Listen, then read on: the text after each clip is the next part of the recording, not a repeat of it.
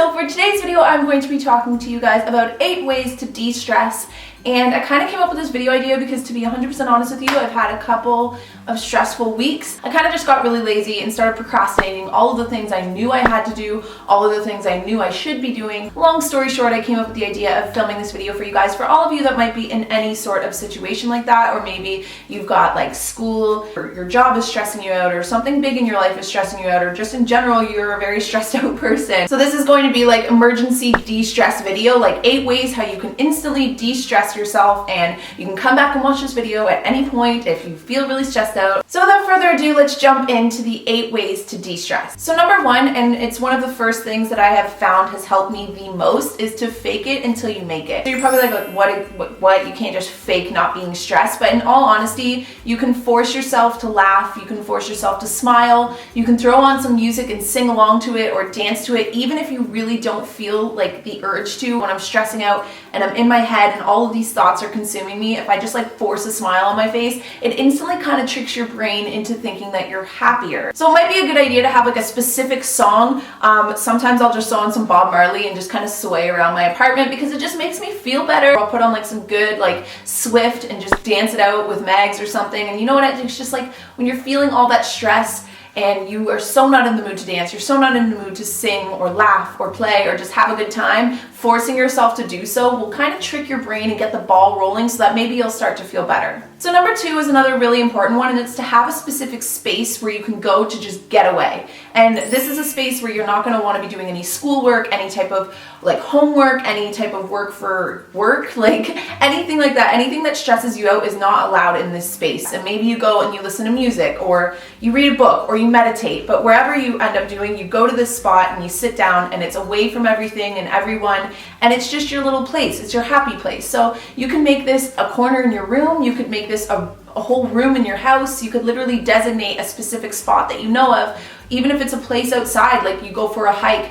to this specific spot in the woods or in a park and you just sit there and you put in your headphones or you read a book, and it's just like your place. So number 3 is to take on any sort of small project. Now this can be cleaning, this could be like if you have a piece of furniture you bought from IKEA and you haven't built it yet, and you take on like 2 to 3 hours that day and you just build that piece of furniture. Like I'm pointing at myself because I really need to do that. It could literally be just taking on a task that you've wanted to do for a long time, like maybe painting a room or anything like that. That's such a small project that you could get done in one day. I find this is extremely helpful when you find that you're stressing out about things that you kind of have no control over. So whether it be that you have a big test coming up and no matter how much you prepare, you're still super stressed out, or if it's just something that's completely out of your control, or if you have a really, really bad anxiety or anything like that, taking on a small project is something that I have found has helped me like one of the most out of all of the tips on here. I don't know what it is, but sometimes just throwing on some tunes and building something or painting a room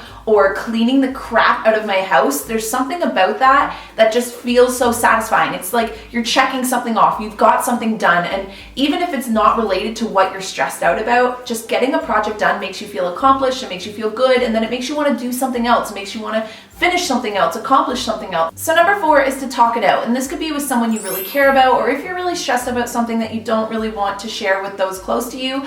Another thing you could do is go online and try and find like a forum or anywhere that people are kind of having a similar issue or similar stress to what you're having. I mean, part of the reason why the internet is such a great place, like I know with me when I was just starting to kind of really struggle with my anxiety and depression and stuff, going online and finding other people that were feeling the exact same way as me made me feel so much better that I wasn't alone in it. So whether you sit down with a friend or a family member and you talk it all out and you talk about all the things that are stressing you out, it gets it all out of your head and off your shoulders and kind of puts it not onto somebody else, but you're letting it out so somebody else can help make you feel better. And I mean, sometimes just talking things out can help you find a solution. Sometimes finding somebody that might feel the same way as you can help you feel less alone. This is something that I have personally struggled with for a while. I'm someone that I don't normally open up to people very, very easily, but the more you do so, the more vulnerable you allow yourself to be, honestly, the better you're gonna feel. Just be safe. Like, don't be talking to like strangers or giving out any personal info. And I feel like I should just reiterate that before I tell you guys to just go jump on some forum. So number 5 is a really important one, and I feel like a lot of us struggle with this one because we feel like we're being selfish, but it's to treat yourself. Like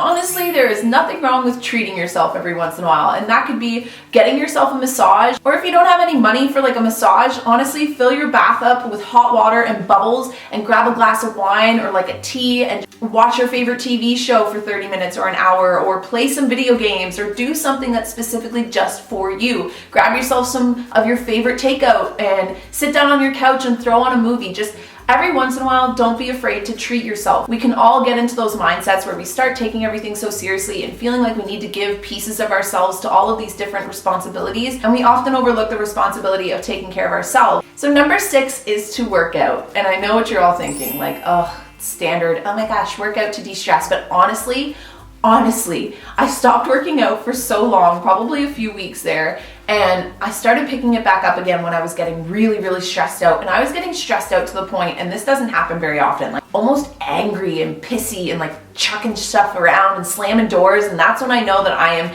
incredibly stressed out. If I'm ever in a really bad mood, like angry mood or frustrated mood, that's when I know things are getting to me. Whether it's yoga, cardio, or even just like a quick little body workout at your house for like 15-20 minutes, just doing that, it lowers your stress levels and it also raises your endorphins. So it's automatically going to make you feel happier, automatically going to make you feel less stressed out, and just all in all, you're going to feel better about taking care of yourself. I worked out last night and I was in a really bad mood, and afterwards I was just like ready to get shit done all night. I was in such a good mood after. So tip number 7 is kind of a sad one, and it's to cry it out. And that kind of sounds funny, but honestly, I feel like for all of us, we're all so like stressed out and we have all of these emotions and we're trying to keep them all the way over here and be like, no, I just want to be happy. But sometimes to get over those emotions, you kind of have to let them in. Just give yourself 15 minutes, let it take over you, and just cry it out. You can cry it out alone, you can cry it out with a friend, you can cry it out with me if you like. After you have your cry, you can sit there and be like, okay,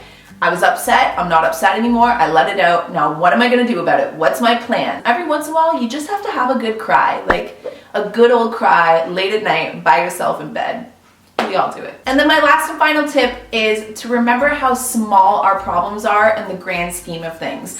It can seem like sometimes, even for myself, when I get really stressed out or there's been a lot of problems or there's a lot of stuff going on and I'm overwhelmed and I'm stressed and I'm emotional, that I almost forget how small and insignificant my little life is in terms of like the whole universe. When you look at it as a whole and you really take that step back and gain perspective at how small our problems are and how lucky we are to even just be able to wake up and breathe and be here, it can really kind of, change your perspective. We all have so much going on in our lives, but sometimes I overcomplicate things. Like I make things in my head a lot worse than they really are. So take a step back and look at how small your stress or your problems are, as opposed to everything going on in the world. Just the fact that you're breathing right now and you're sitting on a chair watching this video, like how utterly amazing that is. And then come up with a solution, kick it in the butt, and continue kicking ass at life. Because honestly, we're all badasses, we're all awesome. I'm not trying to be too preachy right now, but the whole point of being